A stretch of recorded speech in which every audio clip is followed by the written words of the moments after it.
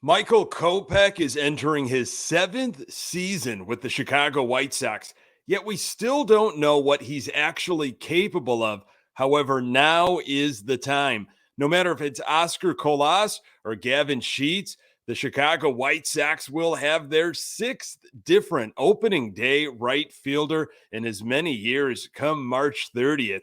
The excitement surrounding Colas continues to build, and he's got a lot of innings on his arm, but the White Sox are deciding to take a chance on reliever Brian Shaw.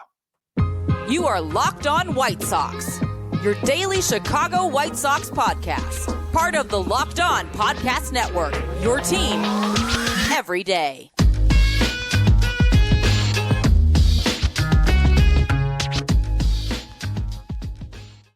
Hey, Sox fans, welcome to Locked On White Sox. Thank you for making Locked On White Sox your first listen each and every day. We're free and available on all platforms. Follow us on Twitter at Locked On Sox. Also, subscribe to our YouTube channel. Just search Locked On White Sox. Hey, I'm your host, Nick Morawski, a lifelong diehard Chicago White Sox fan, recording this podcast just blocks from the ballpark in beautiful Bridgeport. You can find me on Twitter at Nick_GGTB. Locked On White Sox is part of the Locked On Podcast Network, your team every day. Hey, welcome back to Locked On White Sox. We are gearing up for another season as the Sox get back into action in just a few days. Really appreciate you passing this podcast along to other White Sox fans in your life as the season inches closer. Just a heads up, we got that Mailbag Wednesday coming up next week. Get all those questions and comments to lockedonsocks@gmail.com. Talked a little bit about this pitcher in the previous episode, and I definitely have discussed him throughout this offseason. I think he's an X factor in the starting rotation. Talking about Michael Kopech, of course. The time is now. It has to be. I'm going to get to a really interesting article by James Fegan in The Athletic profiling Kopech and what he's looking forward to this coming season. When I think about that, time is now, that Chambers Brothers song, Time Has Come Today. I'm a classic rock fan, not going to bore you with that, but that's what I'm thinking about. It's now. Time is now. Again, the article by James Fegan entitled Michael Kopech Yearns to Realize Potential, Get White Sox Back to Postseason. So like Moncada, Kopech is beginning his 7th season with the White Sox. And this is a quote from Kopech. I think about it almost every day. It's been full of letdowns as much as it's been more of rewards than I could have ever imagined. Kopech has been through a ton mentally, physically. I don't think he was the guy that we were all terribly excited about in that Chris Sale trade. If you had to pick one player, it was, of course, Yoan Moncada. But when the trade happened in 2016, this was a short blurb about Kopech from MLB.com. The 20-year-old Kopech, Boston's first-round pick in the 2014 draft, went 4-1 with a 2.08 ERA in 12 starts between Class A short season Lowell and Class A advanced Salem in 2016. Kopech, who throws 100 miles per hour, was Boston's number 5 prospect, is now ranked number 2 among White Sox prospects. So this is what Fegan wrote. Anyone who has followed Kopech understands his full capabilities have yet to be seen consistently at the major league level, feeling like too much of his 9 years have been spent in the minors or rehabbing. He's grown weary of that. Kopech said, I've kind of had the narrative and identity of a young kid in the game for a long time, and I'm not so young anymore. The beauty about being young in the game is you can do all of the things wrong and not feel it. Then you get a little bit older and you start to feel, hey, this doesn't feel right, and you have to make adjustments. and I've done a lot wrong, but fortunately, that's helped me learn how to do a lot of things right. Fegan went on, pitching through his knee injury last summer. Kopech takes pride in how he developed trust in his slider and curveball when the crutch of relying on an overpowering four-seam fastball was removed. But he admonishes himself for trying to reach back for more velocity when it wasn't there. Kopech thinks it led to the shoulder problems that effectively ended his 2022 season, and tasked himself with spending this spring learning to trust the health of his legs enough to push off the ground with them. If you've ever, pitched, whether it is high school or college, or you watched enough of the game and read enough of the articles, you hear folks, especially Steve Stone, talk about pitching, not throwing, trying to develop into a pitcher, not a thrower. And who can blame Michael Kopech? You got a 100-mile-per-hour fastball. You just want to let that ride. You don't want to show that off. You want the power to be there, and you think you can just rely on that. And I like Kopech realizing that, I was young, and now I'm trying to become more of a pitcher. I have to, I have to evolve. In the article, which is such a great read, Lance Lynn talked about his relationship. Michael Kopech talked about his relationship with Lance Lynn and how much he's learned from Lance Lynn. And again, I think that's such an important part of the piece. We've discussed the Elvis Andrus veteran presence, but it's also having veteran pitchers around. So our young guys can kind of learn how to handle your business, especially when you get a little bit older, and you have to be crafty. You have to learn how to pitch. You can't just rely, on that velocity as it starts to fade away.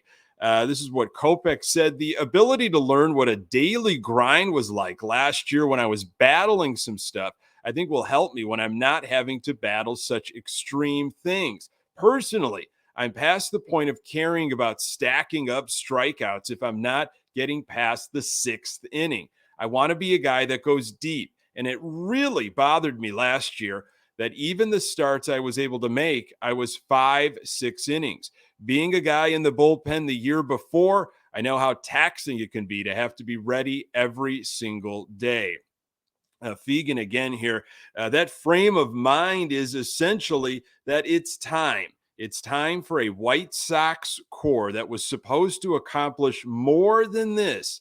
It's time for a young talent who thought his breakout was at hand 5 years ago, has learned a lot of hard lessons about why it didn't physically happen in the intervening years, and doesn't want to be referred to as a young talent for much longer. Kopech elaborates, another season like last year is unacceptable, he said. I mean, how many people get to pitch in the postseason? Things like that, it's really hard to put into words, hard to describe. I just hope for many more moments like that, because there's no high like it. Great article by James Fegan in The Athletic. Gets you a glimpse into a lot of the struggles, that have been documented, but, again, the physical stuff that Kopech has gone through that plays, psychologically, plays with your confidence. And I really appreciate it. Really in-depth piece. And it is now is the time to figure out what we have from Michael Kopech. I mean, he could be such a difference maker in this starting rotation. And I don't think there's a lot of folks talking necessarily about him. We are as Sox fans, but nationally, of course, if they are talking about the White Sox, it's, Giolito with a bounce back year. Can that happen? And of course, Dylan Cease, can he turn in an even better performance? Can he win a Cy Young? At least get right back up there in the conversation. Then you've always, you got the veteran Lance Lynn, but Michael Kopech, I think he can be that X factor for the Chicago White Sox. Nicky Delmonico, Adam Eaton, and A.J. Pollock were the last three players to start a season in right field for the White Sox. Oscar Colas is preparing for his opening day opportunity. More on that in a moment. Today's episode is brought to you by FanDuel. The midway point of the NBA season is here, And now is the perfect time to download FanDuel, America's #1 sportsbook, because new customers get a no-sweat first bet up to $1,000. That's bonus bets back if your first bet doesn't win. Just download the FanDuel Sportsbook app. It's safe, secure, and super easy to use. Then you can bet on anything from the money line to point scores and threes drained. Plus, FanDuel even lets you combine your bets for a chance at a bigger payout with a same-game parlay. So don't miss the chance to get your no-sweat first bet up to $1,000 in bonus bets when you go to FanDuel.com/lockedon. That's FanDuel.com/lockedon to learn more. Make every moment more with FanDuel, an official sports betting partner of the NBA. So I rattled off some names there. The last three right fielders that the White Sox have had. Daniel Palka is in that list when you want to go further back. Avisail Garcia back in 2017, 2018. That was the last time the Sox had the same right fielder in back-to-back opening days. So, this battle, one of the few battles that is really going on for that starting spot in right field. Gavin Sheets, Oscar Colas, maybe Leury Garcia. I think the whole buzz about Eloy Jimenez is long gone. He will be your DH. So why get excited? Why should we continue to get excited? We've seen this revolving door. The Sox didn't go out and they didn't get a proven right fielder. We've heard a lot over the weeks, months. It's been a long off season. And this excitement, this buzz, it reminds me a little bit of the Luis Robert buzz before that opening day when the Sox inked him to an extension. So Scott Merkin had an article in WhiteSox.com. Maybe you saw it. Merkin wrote, Colas, ranked the club's #2 prospect by MLB Pipeline, took little time off after posting an impressive 314, 371, 524 slash line with 23 home runs, 24 doubles, 79 RBIs, and 81 runs scored across 2022, where he had stops in High A Winston-Salem, Double A Birmingham, and only 31 at-bats for Triple A Charlotte. His personal workouts were supplemented by hitting sessions in Miami with teammate Luis Robert, as well as working with White Sox Major League Field Coordinator Mike Tosar and hitting coach Jose Castro in sessions, including teammate Romy Gonzalez. This is what Colas had to say.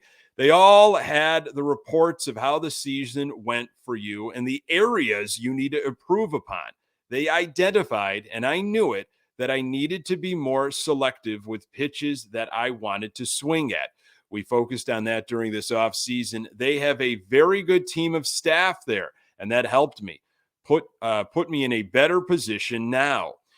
It was very important to start getting to know each other. They know me as an athlete, but now they kind of know me as a person too. That's good. I think the relationship is good. The way we communicate in Spanish made things way easier. That's important because the communication is direct. How many times have we heard about communication this offseason with Pedro Grifol and his coaching staff? Merkin wrote that hitting process for Colas evolved throughout his White Sox minor league debut. He went from thinking just hit home runs to hitting the ball throughout the field. Robert and Colas have been friends well beyond their offseason workouts, with Colas stating they are like brothers, like family. And Colas is the right demeanor to mesh with this group, not to mention the left-handed power bat. Again, talked about, I think it was last week on Lockdown, heard about how Luis Robert was mentoring Oscar Colas, which is such I think a big factor there. Worried about, who might be the mentor now that Jose Abreu is gone, and he mentored so many young players coming through the White Sox system. What player or players are going to step up? Great to hear about this relationship that Luis Robert and Oscar Colas have. More from Colas. I've thought about it. That's part of my dream, Colas said, of reaching the majors. Sometimes you think that it's not real, but I'm here working for that, and that's going to be a big accomplishment for me and my family and all the people who have been supporting me. Here's Pedro Grifol. There's no BS about him. He comes here to work. This is what he loves to do. He takes pride in it. He asks a lot of good questions. He's extremely detailed for a young kid. Obviously, he's got ability. I'm looking forward to watching him progress this spring. So a great quote there from Grifol. Love the part about he asks good questions. Again, that you hear about that quite a bit, even with Moncada and asking questions, wanting more information. That's a good sign. So I really like Oscar Colas's understanding that he needs to adapt. Sounds like the coaching staff is going to set him up for success.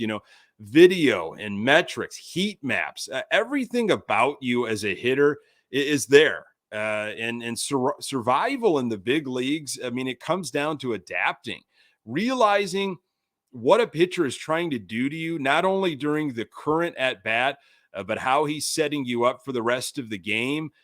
Critical. Andrew Vaughn talked about it last offseason, learning to understand how pitchers will attack you.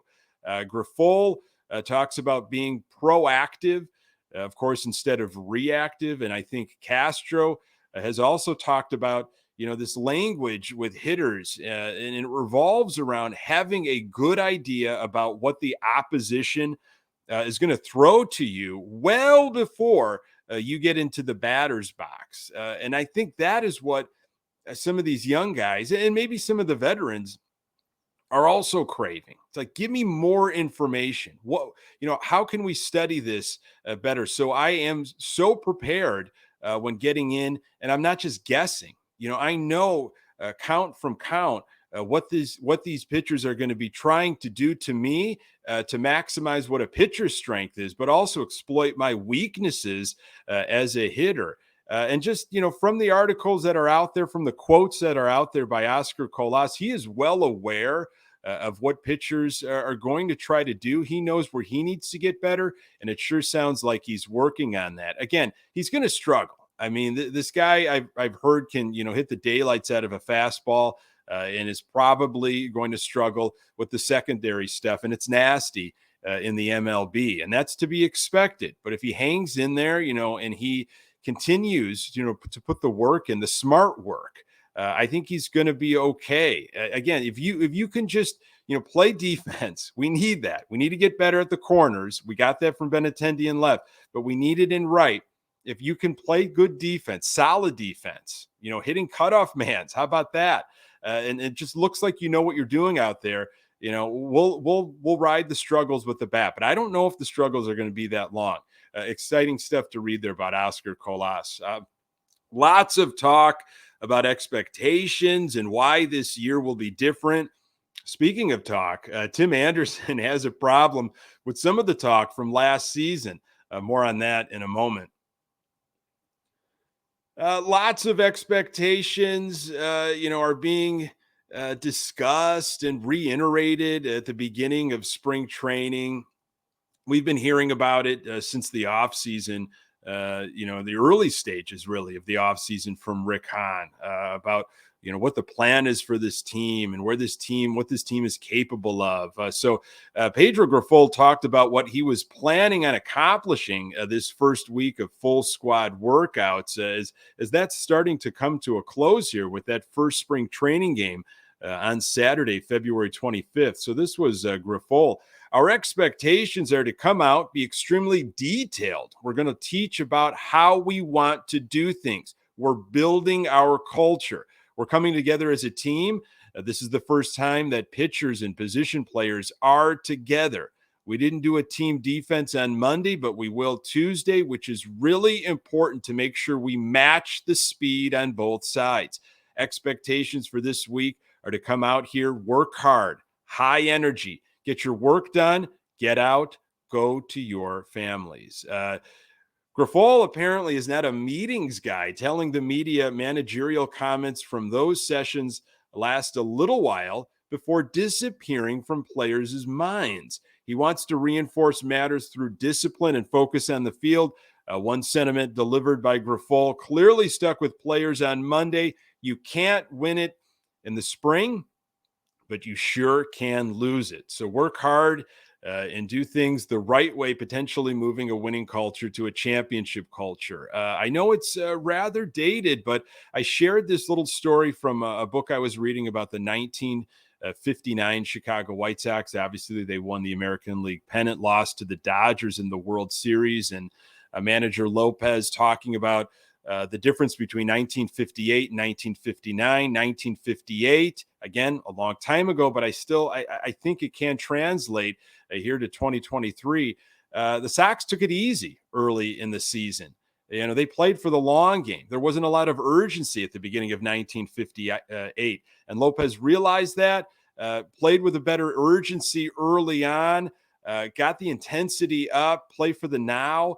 And we saw what happened there. So, again, I like that message from Grifol. Here's Han and his expectations. I've said all along the expectations for this team are very high. We're embarrassed by how things played out last year and know that this team is capable of much, much more.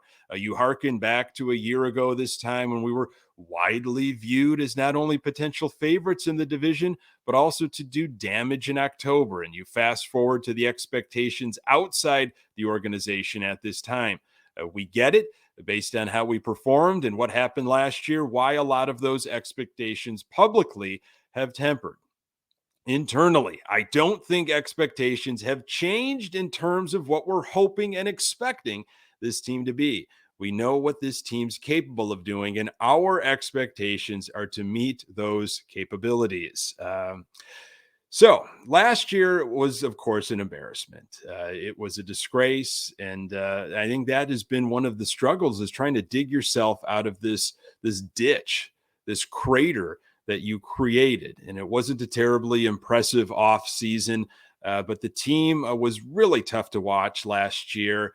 And it just felt like they were sleepwalking half the time when they were on the field. Lots of injuries and obviously players not living up to their potential. Well, Tim Anderson has been, visiting with the media these last couple days since he got to camp. And you got to check this out if you haven't. Chuck Garfien, who does a great job with the NBC Sports Chicago, the podcast there, and I have enjoyed him and Ozzy on the pre and post, especially last year, which was why I got a laugh out of what Tim Anderson had to say to Chuck Garfien in this interview that he posted on social media. And Anderson not happy with the criticism. TA was not happy with how Chuck Garfien was so critical. TA said Chuck caused confusion. And basically, Anderson was unhappy that fans were too down on the team. I get where Tim Anderson is coming from, but I can't be very sympathetic. I think White Sox fans want to be positive, but have been set up for the letdown too many times. It wasn't about being negative in my mind. It was about being realistic in what was happening last season. 2022 was ugly for so many reasons.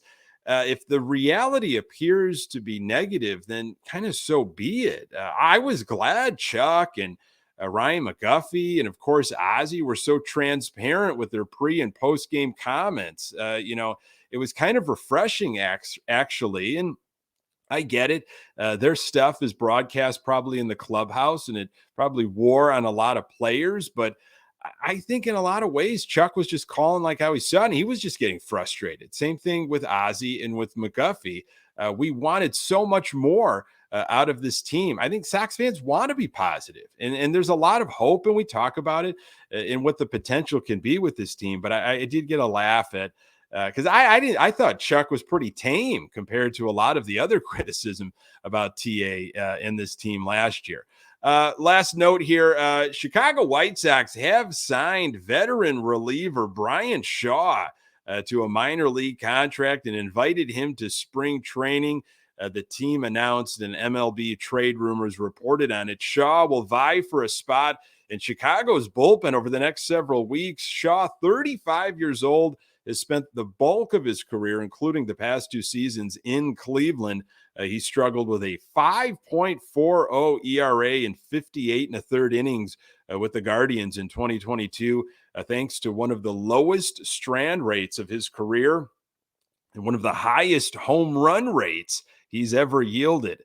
Even as he's struggled, Shaw has maintained his solid velocity, a 94.6 miles per hour average four-seamer over the past couple seasons, and above average ground ball tendencies. Shaw will give the White Sox a durable veteran arm who can potentially be stashed in the upper minors. And if he's able to round into 2021 form, he can help the Sox to weather the absences of Garrett Crochet and Liam Hendriks. So some depth there potentially. We saw a lot of Brian Shaw. He has led the league in innings pitched multiple times, a lot of innings on that arm, but you never know. We need the depth. And like the article mentioned, we are going to be without some arms, at least for the beginning of the season, and still waiting for Liam Hendriks and to know more, but all the signs are positive. Just wishing him the absolute best. Folks, thank you so very much for making this podcast a part of your daily routine. You can find the Locked On White Sox podcast absolutely everywhere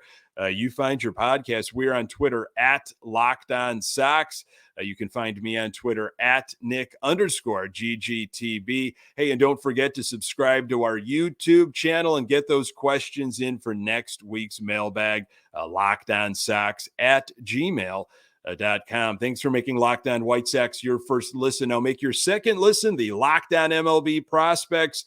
Host Lindsey Crosby is a prospect encyclopedia, and he's going deep on the MLB stars of tomorrow. It's free and available wherever you get your podcast. Coming up on the next episode, Building the Chemistry continues as our White Sox inch closer to their first game of the spring. Appreciate you making time for the Locked On White Sox podcast. I'm Nick Morawski. Until next time, go Sox.